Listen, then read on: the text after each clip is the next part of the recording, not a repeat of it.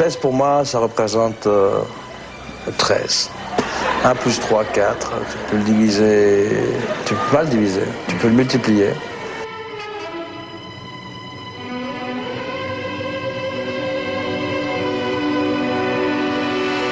Chers auditeurs, chères auditrices, bonsoir. On a la chance d'avoir avec nous Morbid de Happy Days. Alors bonsoir Morbid. Bonsoir, bonsoir. Merci à toi de nous accorder un petit peu de temps. Alors pour les auditeurs et les auditrices qui ne seraient pas familiers avec Happy Days, est-ce que tu peux rapidement présenter le groupe? Quand est-ce qu'il est né? Combien d'albums sont sortis? Et pourquoi finalement ce nom Happy Days? Est-ce que ça a un lien avec la série télé? Bien sûr, avec plaisir. Tout d'abord, merci de m'avoir être ici avec vous. C'est vraiment un plaisir en fait de partager un petit peu ici, surtout que c'est le premier entretien que je fais en français. Surtout que souvent, bon, c'est quelque chose en fait que ça fait longtemps que je n'ai pas fait des entretiens, donc merci. Après, le groupe Happy Days, il a commencé dans 2003. J'avais 13 ans quand j'ai commencé le groupe. J'ai commencé tout de suite à composer de musique comme ça. En tout, j'ai 6 albums. Après, un petit peu de split aussi que je faisais avec le groupe. Le nom, en fait, ça vient c'est inspiré un petit peu de la série d'Happy Days, de la série américaine, mais aussi c'est un nom que je trouve que c'est très ironique pour créer la musique que j'ai envie de composer. En fait, c'est justement envie de présenter le côté ironique, quoi. Ok. Dans le sens que, bon, de la musique très sombre et très dépressif, évidemment, mais donc oui, voilà, c'est justement, ça peut être très ironique. Pour jouer un peu sur le contraste, alors voilà, je vais te poser la question, comment tu décrirais toi le style musical de Happy Days et puis les principales influences musicales du projet? C'est pour ça en fait, parce que souvent, surtout dans cette époque-là, c'était peut-être beaucoup de grooves qui disent 70 ou je sais pas quoi, culte, de chef, goat, quelque chose, etc. machin. Et pour moi, je trouve ça un petit peu bon. Après, c'est pas original quoi. Pour moi, je dis mais pourquoi il y a beaucoup de groupes qui s'appellent ça, comme c'est basiquement copier, décopier, copier. Mhm. Après, c'est vraiment quelque chose en fait que j'ai vraiment pensé. J'ai dit, tu sais, peut-être ce serait mieux de faire quelque chose d'ironique. Et c'est intéressant parce qu'après, il y a beaucoup de groupes qui ont fait la même chose, Mhm. Dave Lava, etc. Donc, c'était pas juste moi qui avait la petite idée quoi. Ok, on peut quand même qualifier le style du groupe de dépressif, enfin, je pense. Oui, originalement, en fait, tu sais, c'est intéressant parce que dans cette époque-là, il n'y avait pas un seul genre de musique qui s'appelle DSBM, quoi. Pour moi, originalement, c'était juste black metal, quoi, mais juste avec des paroles dépressives de ma vie, c'est basiquement pour moi, ABD, c'est basiquement presque comme un journal pour moi, c'est juste un truc que je m'exprime dans le côté des choses que j'ai traversées qui sont difficiles, c'est tout. Pour moi, c'était toujours une façon de mettre toutes mes émotions, toutes mes énergies, toutes les choses négatives que j'ai traversées dans ma vie dans la musique, quoi. Mhm. Je savais pas en fait qu'il existait un genre de seul genre de musique comme ça. Sauf que dès que, évidemment, que j'ai rencontré certains groupes qui m'ont grandement influencé musicalement, de créer la musique, j'ai découvert en fait que moi et 2 autres groupes qui, à mon avis, qui créaient le genre de musique, quoi, des DSBM. Mhm. À part de Bethlehem, mais sauf que Bethlehem, il n'a jamais se considéré DSBM, c'est au moins que je sais. Mais après ça, c'est intéressant parce que pour moi, Triste de Czech Republic, c'était je pense, la première groupe ou artiste que j'ai trouvé qu'il a vraiment expliqué, il a dit oui, que la musique que je compose, c'est DSBM. Et pour moi, je trouve ça très génial en fait, parce que moi et lui, on a commencé vraiment de faire la même chose en même temps, presque la même fois. Et donc, pour moi, je pense que depuis ça, c'était pour moi le parfait bon, nom de genre pour moi, évidemment pour exprimer et tout, pour le seul genre de black metal, quoi. Tout à fait. Alors ton actualité, c'est un nouvel album qui s'appelle En Enfer, j'ai régné, sixième album, qui a mis plus de 5 ans à sortir. Alors pourquoi un délai si important? Tu sais, c'est vraiment, c'est une question que même moi, je me posais pourquoi ça m'a pris du temps. À cause, il y a plein de raisons pourquoi. Dans cette période-là, j'ai traversé plein de choses en fait. J'étais en train évidemment, c'était pendant l'époque, bon, Covid ça arrivait, il y a plein de choses qui s'arrivaient dans ma vie que j'ai perdu mon travail, j'ai perdu en fait mon appartement, j'ai reçu le Covid. Bon, je pense Mhm. que j'ai reçu le Covid parce que j'étais complètement malade, pardon. Et en plus, bon, j'avais même pneumonie en fait. Dans tout, il y a plein de choses que j'ai traversées avec ça. Donc malheureusement, ça a pris du temps parce que bon, je peux pas composer et être malade à la même fois, c'est pas possible pour moi.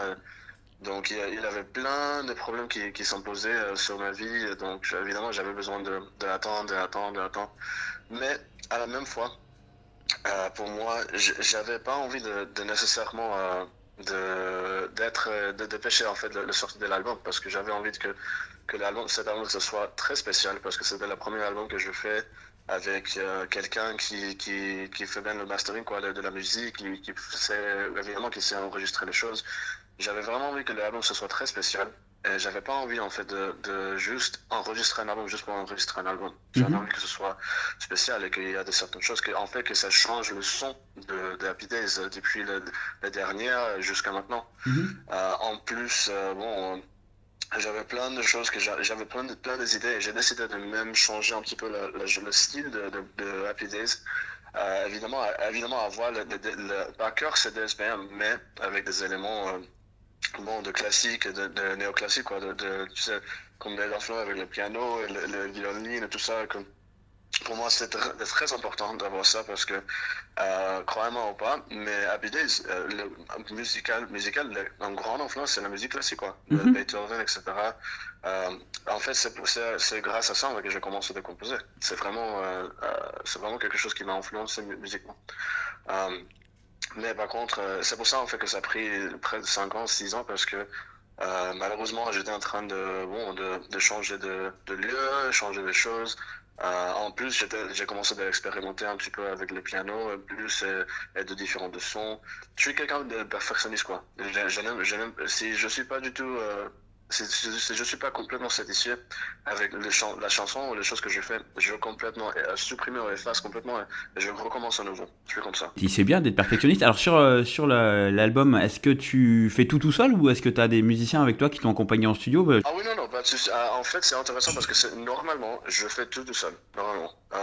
Évidemment, dans le passé, j'avais des batteurs qui enregistraient les batteurs pour moi parce que j'avais pas en batterie, pas du tout. Et donc, évidemment, oui, j'ai embauché certains des gens qui ont envie de jouer le batteur, mais c'est moi, justement, qui a composé tous les albums, toute la musique, toutes les choses, les paroles, tout. C'est moi. Mais, par contre, en enfer, j'ai régné. C'est spécial parce que c'est le premier album, en fait, que j'ai décidé de recruter un guitariste, un bon ami en fait bon ça fait longtemps que je le connais et que j'ai remarqué en fait qu'il est un très très bon composeur. Il sait très bien en fait en fait le style que je recherche que je fais il comprend bien très bien. Il y a un jour il m'a dit tu sais j'ai composé une petite chanson qu'est-ce que tu voulais d'entendre un petit peu, d'écouter un petit peu. J'ai dit oui, bien sûr. Et je l'écoutais et dans ce moment que j'ai écouté la chanson qu'il a créée, c'était en fait la chanson qu'il m'a envoyée, c'était la chanson En effet Jérémie. Dans cette époque-là, c'était juste un MIDI, quoi. Je sais pas si tu connais le MIDI, mais c'est basiquement en version Nintendo, quoi. C'est pas nécessairement de vraies guitares, mais bon, ça ressemble comme 8 bits, quoi. Tu comprends? Oui. Et donc, dès que j'ai entendu ça, j'ai réalisé en fait qu'il faut que je travaille avec lui. Parce que il a vraiment son style de musique, ça m'a vraiment correspondé beaucoup avec les choses que j'aimerais bien me faire. Donc, il y a certaines chansons que j'ai écrites tout seul, sans aide, sans rien, que c'est moi. Et il y a certaines des chansons qu'il a créées, que sans mon évidemment, influence, rien, que c'est lui.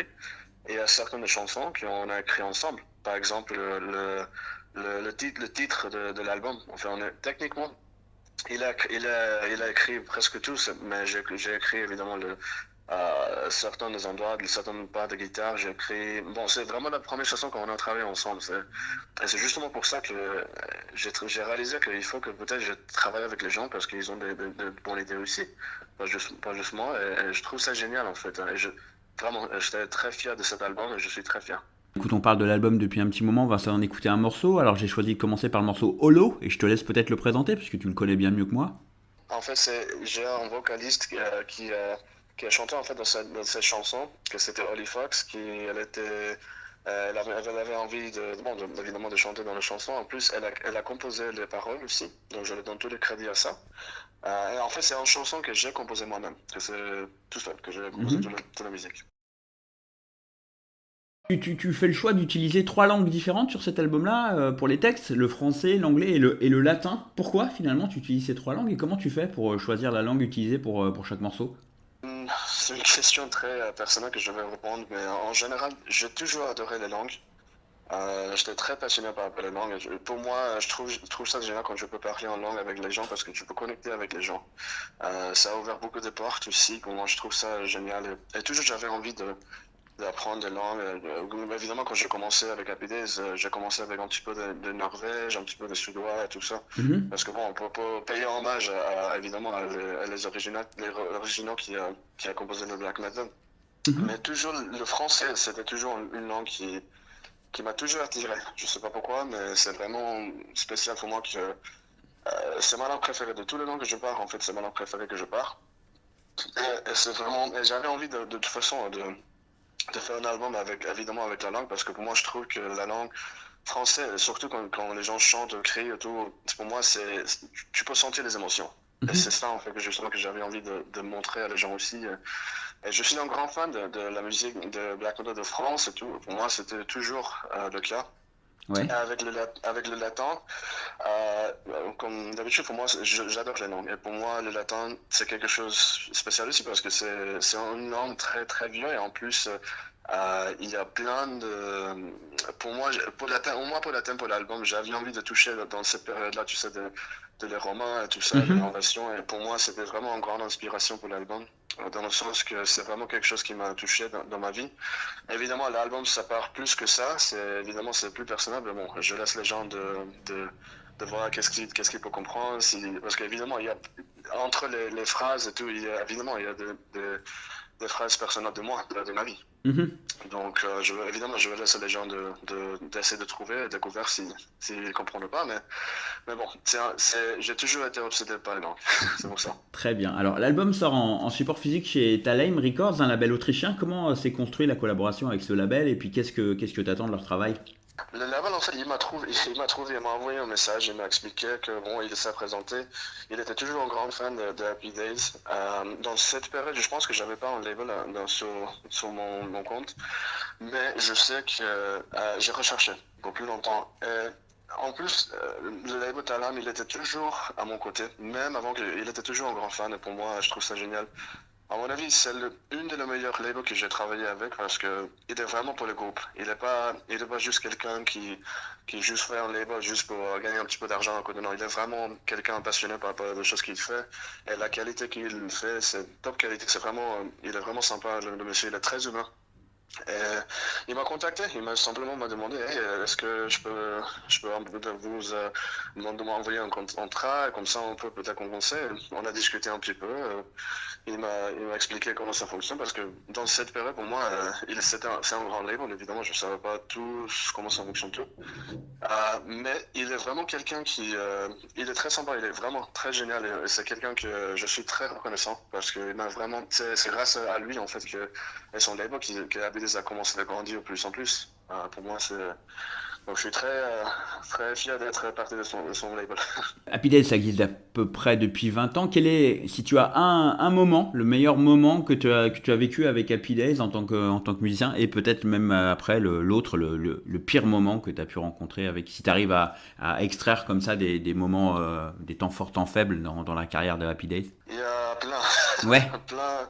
plein, il y a plus mauvaises choses que bonnes choses, mais le bonne chose, pour moi, à mon avis, c'est l'album qu'on vient de sortir, c'est le nouvel album. Pour moi, c'est le meilleur, honnêtement, parce que Mhm. même si, évidemment, je suis fier les derniers albums que j'ai composés, qu'on a sorti, mais par contre, c'est, en anglais, on a l'expression en anglais qu'on dit, c'est un double épée. Ça veut dire que, basiquement, il y a des choses bonnes et qu'il y a des choses pas bonnes, parce que malheureusement, le fait que je sorte des albums, et oui, même si je suis fier des albums, malheureusement, je compose pas de musique si je traverse pas des choses. Mhm. S'il n'y a pas de problème, je peux pas juste composer un album juste pour dire, ok, bon, je veux qu'on. Non, il faut que quelque chose arrive dans ma vie. Il faut que c'est l'unique façon que je peux m'exprimer sans devenir un criminel, quoi, devenir fou, ou devenir dépressif, ou que je me suicide ou de quelque chose. C'est vraiment l'unique façon que je peux envoyer toutes mes énergies dans la musique. Donc, je compose pas un album juste pour le faire. Non, il faut que ce soit quelque chose d'authentique. J'étais toujours comme ça. Et c'est toujours le core principe de Happy Days. Donc, le pire moment que je peux te dire, c'est que, bon, j'habitais dans la rue. Quand j'avais créé l'album Save Yourself, Sauve-toi, c'était vraiment, à mon avis, le pire période parce que vraiment, j'étais dans la rue. J'avais aucune des amis, j'avais aucune compagne, rien. Mais vraiment, j'ai pas de mon travail. C'est pour ça en fait que malheureusement la qualité de l'album c'est pas le meilleur parce que je l'ai enregistré dans ma voiture. Donc oui, c'était vraiment un truc, c'était vraiment je pense le pire moment de ma vie. Et malheureusement, tu sais, j'avais tellement envie de réenregistrer l'album, mais à la même fois, je suis contrarié parce que même si c'est pas la meilleure qualité, bon, c'est honnête. Je trouve ça pour moi. Mais bon, oui, je pense que ça c'était peut-être le pire pour le fait que bon, j'avais vraiment rien. Et heureusement que j'ai sorti de ça. Et bon, j'ai parti et maintenant je suis en Europe, mais c'était dur. Non, c'était vraiment dur. Oui. Allez, on s'écoute un deuxième extrait de cet album. Alors j'ai choisi un morceau avec un titre en latin qui s'appelle Non Duor Duco. Est-ce que tu peux nous en dire deux mots avant qu'on l'écoute? Bien sûr, dans cette chanson, en fait, c'est une chanson que j'ai composée complètement aussi. C'est vraiment une chanson spéciale, une chanson que j'ai écrite quand j'étais malade. C'est bizarre, mais c'est une chanson ça veut dire, en latin, ça veut dire que tu gères pas, je gère. Littéralement. Donc ça part de basiquement que peu importe qui arrive, que je vais sortir. De toute façon, en fait c'est une chanson très anxiété quoi. C'est vraiment une chanson que j'ai traversée et j'ai commencé parce que j'ai anxiété en général, donc je parle de mon anxiété en fait de cette chanson. Quels sont tes liens avec la France? D'ailleurs, bravo hein, pour ton français. Je crois que c'est ta première interview en français et tu t'en sors très très bien parce que t'es pas français au départ. Tu disais tout à l'heure que... Non, c'est très gentil, merci. Ah, de rien du tout. Merci. Ouais, non, c'est vrai, bravo. Tu disais tout à l'heure que tu t'intéressais à la scène un peu black metal française, donc est-ce qu'il y a des groupes que tu apprécies particulièrement et quelle connexion t'entretiens justement avec la France? En fait, je connais vraiment, à part évidemment les nouveaux membres que j'ai embauchés pour Happy Days, j'ai vraiment pas une connexion avec les gens ici en général. Je connais pas du tout les gens. Par contre, évidemment, mon groupe préféré, oui, facilement, je peux dire Blue Task Nord, sera toujours, à mon avis, sera toujours le meilleur groupe en France. Juste pour le fait que bon, c'est quelqu'un qui, en fait, vraiment musiquement, il m'a influencé beaucoup, en fait, surtout avec la musique et tout. Il y a plein de groupes en fait qui j'adore. En fait, il y a un autre groupe qui c'est Silhouette que j'ai commencé. En fait, c'est neuf, ils sont vraiment neufs et j'adore. Il y a plein de groupes comme ça qui sont très spéciaux. Part de la connexion avec la France, il y a des choses que bon que je préfère de ne pas dire tout, mais il y a beaucoup de raisons pourquoi je m'installe ici. Une, c'est de recommencer ma vie. C'est bizarre de dire, mais c'est vraiment ça en fait. De juste recommencer ma vie parce que malheureusement, mon propre pays, malheureusement pour moi, c'était pas la meilleure place pour moi et donc j'ai juste décidé de changer ma vie et bon, changer les choses. Bon, je suis là. Ben voilà, maintenant Morbid était en France. Alors justement, on va se parler t'as parlé tout à l'heure de recruter des musiciens français. On va se parler de live peut-être. Est-ce que Happy Days en live c'est prévu? Je crois que oui. Avec quel line-up? Et puis est-ce qu'il y a déjà des choses de prévues? Oui, on a le premier concert qui sera en Belgique. Si je me souviens bien, c'est le 15 avril. Après, on a un festival dans la Suisse. Et après ça, sera en novembre, sera à Autriche. Donc, évidemment, on va essayer de faire quelque chose en France. C'est juste que, bon, malheureusement, ça s'est aligné comme ça parce que, bon, il y a des gens comme je vous ai dit, je connais rien. Je connais personne ici dans la France, dans la Seine-France. Je connais pas les promoteurs et tout ça. Donc, c'était un petit peu compliqué d'essayer de jouer ici. Mais j'espère que 2024, on peut commencer de jouer en France. Ça c'est le but, pour moi. Et du coup, est-ce que tu nous donnes le nom des gens qui t'accompagnent sur scène ou pas du tout? T'entretiens le mystère et puis... Je préfère juste pour que ce soit... Ouais, ok. Mystère, oui, je préfère. Mystère. Ok, quel conseil tu donnerais avec tes 20 années sur la scène un peu black metal à des jeunes musiciens français qui voudraient se lancer dans la musique? Si tu as un conseil à donner. Il y a plein de choses que je peux dire. Je pense que pour moi, je dirais en fait que si vraiment tu es sérieux, comprends que c'est pas un genre de musique que tu vas être riche, c'est pas une musique qui va te donner même parfois des satisfactions, ça va être très dur, ça va être horrible. parfois. Il y a de temps en temps que tu vas dire pourquoi je n'ai pas de temps avec ça, je peux faire plein de choses autres. Si si vous pouvez accepter ça, le fait que ça va te donner rien, en fait, que c'est vraiment juste que vous faites la musique, et que, bon, si tu peux accepter aussi que le fait qu'il y a beaucoup de gens qui vont détester la musique, parce que c'est vrai que malheureusement, il n'y a pas beaucoup de gens qui aiment bien la musique d'ESBM, surtout. Surtout aux États-Unis, et même de côté en Europe en général, c'est pas un grand genre de musique. Mais si les gens peuvent accepter ça, je dirais, abandonne pas. Abandonne pas, tu continues, tu commences à composer, mais surtout, il faut que ce soit authentique, il faut que ce soit vrai, il faut que ce soit quelque chose qui vraiment, tu mets 200% dedans. Tu donnes tout. Tu donnes tout avec la musique et tout, parce que les gens vont remarquer si c'est vraiment vrai, si c'est vraiment passionné ou pas. Et il peut l'attendre, c'est la musique. Parce que peu importe si tu as la meilleure qualité, le meilleur instrument, le meilleur son, le meilleur mélange, le meilleur master et tout, si c'est faux, c'est faux. Et les gens vont entendre ça. Très bien, merci pour ces conseils. J'espère que les musiciens qui sont à l'écoute les prendront en compte. Alors, quels sont tes projets, si tu as déjà des projets pour les semaines à venir ou les mois à venir? C'est quoi? C'est le live essentiellement, répéter et préparer les lives? Je pense que pour l'instant, c'est l'unique chose qu'on a pour l'instant, oui, c'est les trois concerts de live. Pour moi, personnellement, j'avais envie de peut-être commencer un projet en fait français ici, mais je n'ai pas décidé qu'est-ce que je vais faire. Parce que j'ai plein d'idées, mais je peux pas décider dans qu'est-ce que je peux faire. C'est un petit peu compliqué, mais bon, c'est pour l'instant c'est juste le live en fait que j'aimerais bien de faire. J'aimerais bien éventuellement de faire un autre album, composer. Et, je vais aussi des concerts en France. Ça c'est le but ici. Moi, j'invite vraiment tous les auditeurs et les auditrices à se procurer, à se pencher très sérieusement sur le dernier album d'Happy Days, là, En Enfer j'ai régné. C'est vraiment un très très bon album pour on va dire les amateurs de DSBM, mais pour les autres, c'est vraiment riche en émotions et avec des inspirations variées. On arrive à la fin de l'interview. Je vais te laisser le mot de la fin et puis présenter donc le morceau qui donne son titre à l'album En Enfer j'ai régné. En Enfer j'ai régné, c'est vraiment une chanson que je pense que c'est ma chanson préférée en fait, parce que c'est vraiment la première chanson que moi et Kenny, évidemment mon guitariste, qu'on a composé ensemble. Dans le sens qu'il a me présenté l'idée déjà, mais j'ai ajouté un petit peu de mon côté ici dedans. Et c'est vraiment une chanson spéciale et c'est pour ça que j'ai décidé de le mettre comme subtitle, quoi. C'est vraiment le titre de l'album. Et c'est vraiment une chanson spéciale. J'espère que vous aimez. Super. Écoute, merci à toi, belle soirée, bonne route et bienvenue en France donc du coup. Merci beaucoup. Bonne soirée à toi et le reste.